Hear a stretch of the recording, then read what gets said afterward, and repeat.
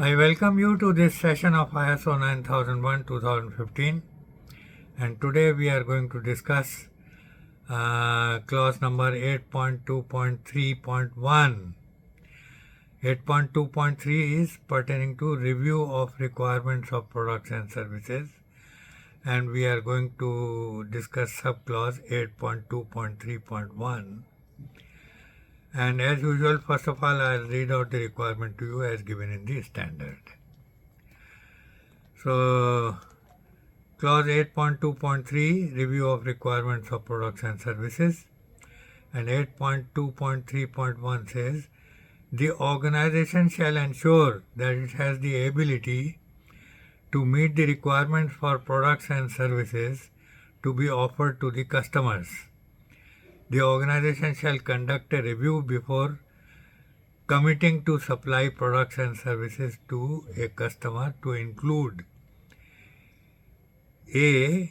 Requirements specified by the customer, including requirements for delivery and post-delivery activities.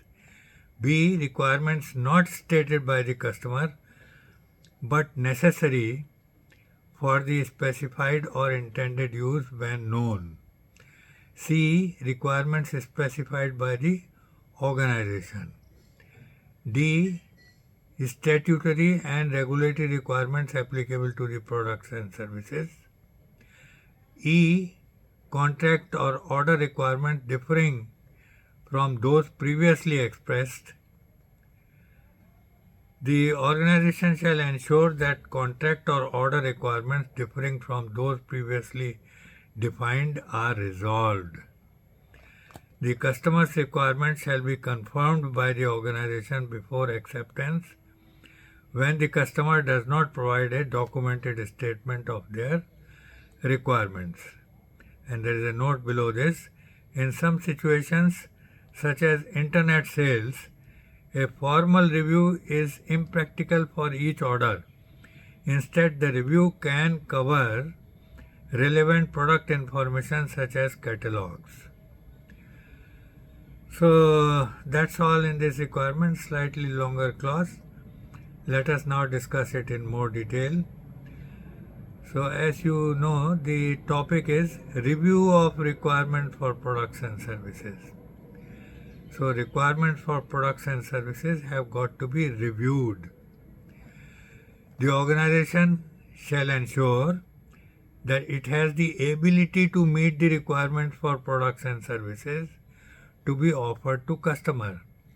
The organization should be able to meet all requirements specified for the product or the services that the organization is going to give to the customer or the service it is going to provide to the customer.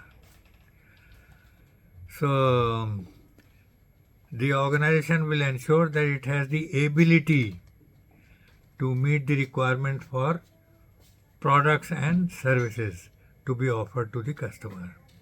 The organization shall conduct a review before committing to supply the products and services to a customer to include, there are various points, A, B, C, D, E, there are 5 points.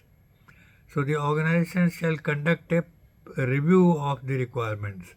So requirements have got to be reviewed before committing to supply product or service to a customer so that we are not lacking in any way to meet any of the requirements. That is the whole purpose. So number A says, A to E, there are 5 points in this. Requirements specified by the customer, including the requirement for delivery and post-delivery activities. So whatever the customer has specified that he is interested in such a product, and he is also interested that the organization supplying the product should include the requirement for delivery and post-delivery activities.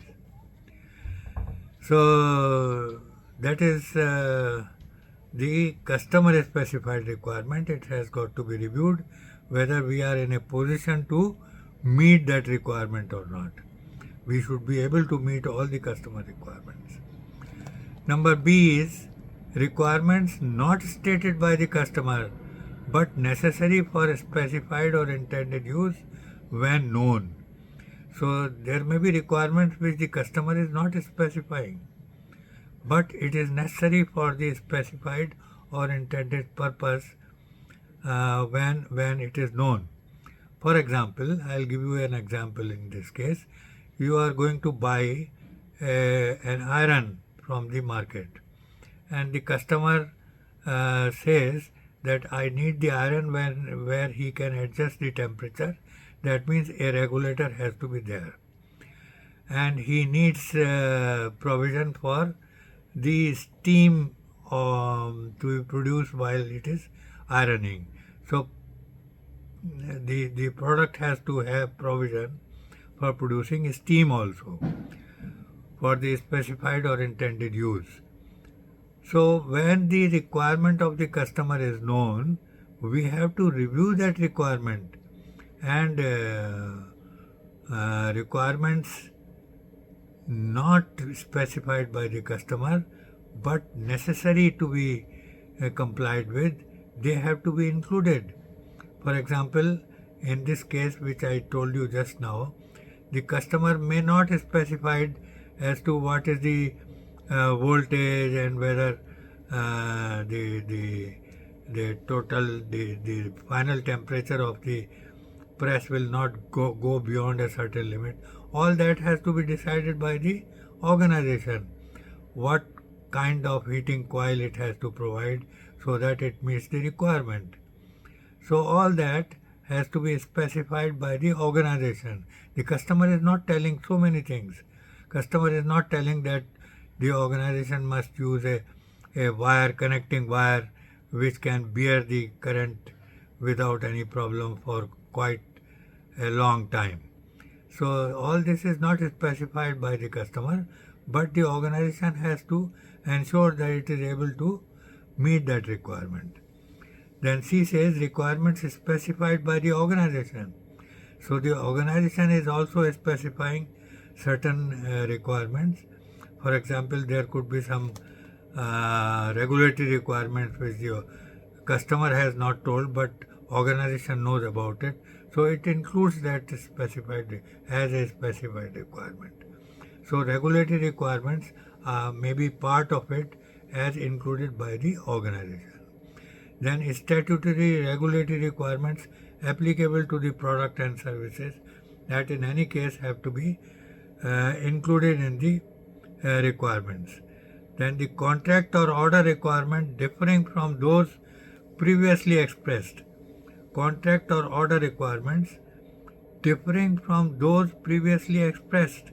They have to be clearly understood and clearly specified so that there is no doubt about the meeting of the requirement. The organization shall ensure that contract or order requirements differing from those previously defined are resolved. The organization has to ensure that the contract or the order requirements differing from those previously defined, and now there is a difference in the requirement because of any review or anything. So the organization has to ensure that it is able to meet that requirement, and that requirement must be included as the product requirement.